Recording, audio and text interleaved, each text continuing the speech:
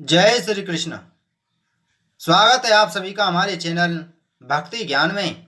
दोस्तों, आज हम आपको वैशाख मास महात्म के 13वें अध्याय की कथा का श्रवण करा रहे हैं, जिसमें हम वैशाख मास में छत्रदान से हेमकांत का उद्धार इसका वर्णन करेंगे।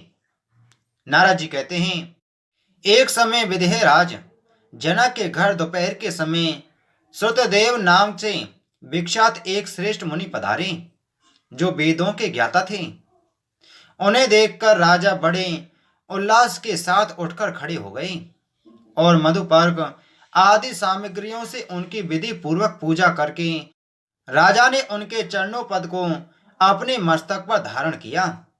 इस प्रकार स्वागत सत्कार के पश्चात जब वे आसन पर विराजमान हुए, तब विदेहराज के प्रश्न के अनुसार वैशाख मास के महात्म का वर्णन करते हुए वे इस प्रकार बोले। श्रुतदेव ने कहा, हे राजन, जो लोग वैशाख मास में धूप से संतप्त होने वाले महात्मा पुरुषों के ऊपर छाता लगाते हैं, उन्हें अनंत पुण्य की प्राप्ति होती है। इस विषय में एक प्राचीन इतिहास का उदाहरण दिया करते हैं।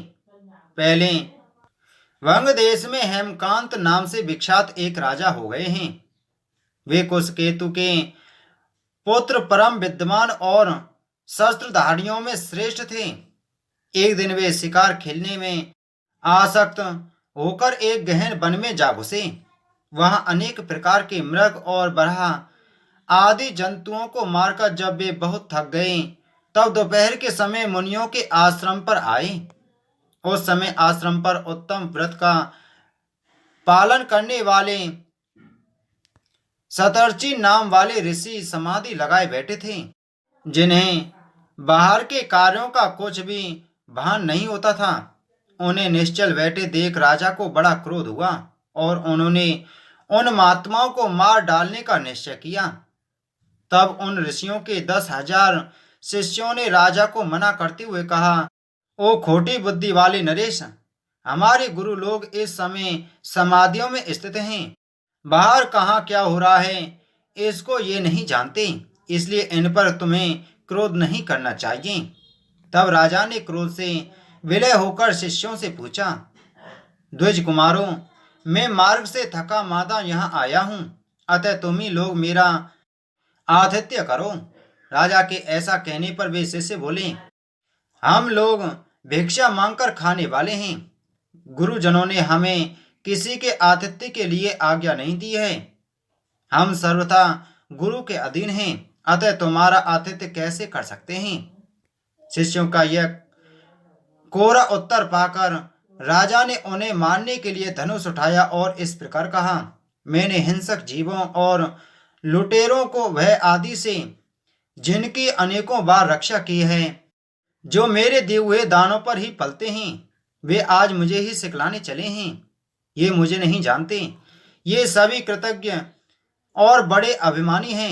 इन आततातियों को मार डालने पर भी मुझे कोई दोष नहीं लगेगा। ऐसा कहकर वे कुपित हो धनुष से बाण छोड़ने लगे। बेचारे शिष्य आश्रम छोड़कर भय से भाग चले। भागने पर भी हेमकांत ने उनका पीछा किया और 300 शिष्यों को मार गिराया। शिष्यों के भाग जाने पर आश्रम पर जो कुछ सामग्री थी, उसे राजा के पापात्मा सैनिकों ने लूट लिया। राजा के अनुमोदन से ही उन्होंने वहां इच्छा अनुसार भोजन किया। तत्पश्चात दिन बीतते बीतते राजा सेना के साथ अपनी पुरी में आ गए। राजा कुशकेतु ने जब अपने पुत्र का यह अन्यायपूर्ण कार्य सुना, तब उन्हें राज्य करने के अयोग्य जानकर उनकी निंदा करते हुए उसे देश निकाला दे दिया। पिता के त्याग देने पर हेमकांत घने वन में चला गया। वहां उसने बहुत वर्षों तक निवास किया। ब्रह्म हत्या उसका सदा पीछा करती रहती है, इसलिए वह कहीं भी स्थिरता पूर्वक रह नहीं पाता था। इस प्रकार उस दुष्टात्मा के 28 वर्ष व्यतीत हो गए। एक दिन वैशाख मास में जब दोपहर का समय हो रहा था, महामुनि त्रित तीर्थ यात्रा के प्रसंग से उस वन में आए।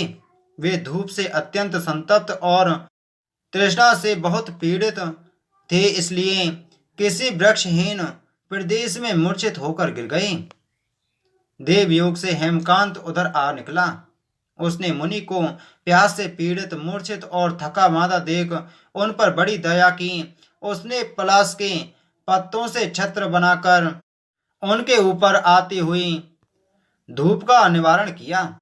वह स्वयं मुनि के मस्तक पर छाता लगाए खड़ा हुआ और तुम्बी में रखा हुआ जल उनके मुंह में डाला। इस उपचार से मुनि को चेत आया और उन्होंने क्षत्रियों के दिए हुए पत्ते के छाते को लेकर अपनी व्याकुलता दूर की। इनकी इंद्रियों में कुछ शक्ति आई और वे धीरे धीरे किसी गांव में पहुंच गए। उस पुण्य के प्रभाव से हेमकांत की 300 ब्रह्म हत्याएं नष्ट हो गईं। इसी समय यमराज के दूत हेमकांत को लेने के लिए वन में आए। उन्होंने उसके प्राण लेने के लिए संग्रहणी रोग पैदा किया।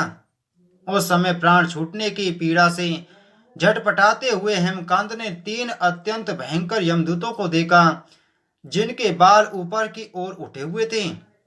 उस समय अपने कर्मों को याद करके वह चुप हो गया। छत्रदान के प्रभाव से उसको भगवान विष्णु का स्मरण हुआ। उसके स्मरण करने पर भगवान महाविष्णु ने विश्वक्सेन से कहा, तुम शीघ्र जाओ, यमदूतों को रोको, हेमकांत की रक्षा करो। अब वह निष्पाप एवं मेरा भक्त हो गया है। उसे नगर में ले जाकर उसके पिता को सौंप दो। साथ ही मेरे कहने से कुशकेतु को यह समझाओ कि तुम्हारे पुत्र ने अपराधी होने पर भी वैशाख मास में छत्रदान करके एक मुनि की रक्षा की है, अतः वह पाप रहित हो गया है। इस पुण्य के प्रभाव से वह मन और इंद्रियों को अपने वश में रखने वाला, दीर्घायु, शूरता और उदारता आदि गुणों से युक्त तथा तुम्हारे समान गुणवान हो गया है। इसलिए अपने इस महाबली पुत्र को तुम राज्य का भार संभालने के लिए नियुक्त करो। भगवान विष्णु ने तुम्हें ऐसी ही आज्ञा दी है। इस प्रकार राजा को आदेश देकर हेमकांत को उनके अधीन करके यहाँ लौट आओ। भगवान विष्णु का यह आदेश पाकर महाबली विश्वक्सेन ने हेमकांत के पास जाकर यमदूतों को रोका और अपने कल्याण में हाथों से उसके सब अंगों में स्पर्श किया। भगवत भक्त के स्पर्श से हेमकांत की सारी व्याधि क्षण भर में दूर हो गई। तदंतर विश्वक्सेन उसके साथ राजा की पुरी में गए। उन्हें देखकर महाराज कुशकेतु ने आश्चर्य युक्त हो भक्ति पूर्वक मस्तक झुकाकर पृथ्वी पर साष्टांग प्रणाम किया और भगवान के पार्षद का अपने घर में प्रवेश कराया। वह नाना प्रकार के स्तोत्रों से उसकी स्तुति तथा वैभवों से उसका पूजन किया। तत्पश्चात महाबली विश्वक्सेन ने अत्यंत प्रसन्न होकर राजा को हेमकांत के विषय में भगवान विष्णु ने जो संदेश दिया था वह सब कह सुनाया। उसे सुनकर कुशकेतु ने पुत्र को राज्य पर बिठा दिया और स्वयं विश्वक्सेन की आज्ञा लेकर उन्होंने पत्नी सहित वन को प्रस्थान किया। तदंतर महामना विश्वक्सेन हेमकांत से पूछकर और उनकी प्रशंसा करके श्वेत द्वीप में भगवान विष्णु के समीप चले गए। तब से राजा हेमकांत वैशाख मास में बताए हुए भगवान की प्रसन्नता को बढ़ाने वाले शुभ कर्मों का प्रतिवर्ष पालन करने लगे। वे ब्राह्मण भक्त, धर्मनिष्ठ, शांत, जितेंद्रिय, सब प्राणियों के प्रति दयालु और संपूर्ण यज्ञों की दीक्षा में स्थित रहकर सब प्रकार की संपदाओं से संपन्न हो गए। उन्होंने पुत्र, पौत्र आदि के साथ समस्त भोगों का उपभोग करके भगवान विष्णु का लोक प्राप्त किया। वैशाख सुख से साध्य अतिशय पुण्य प्रदान करने वाला है। पाप रूपी ईंधन को अग्नि की भांति जलाने वाला, परम सुलभ तथा धर्म, अर्थ, काम, मोक्ष चारों पुरुषार्थों को देने वाला है। इति श्री वैशाख मास महात्म 13वां अध्याय संपूर्ण। बोलो विष्णु भगवान की जय। दोस्तों, इसी प्रकार की वीडियो प्राप्त करने के लिए आप हमारे चैनल को सब्सक्राइब करें। आप सभी को जय श्री कृष्ण।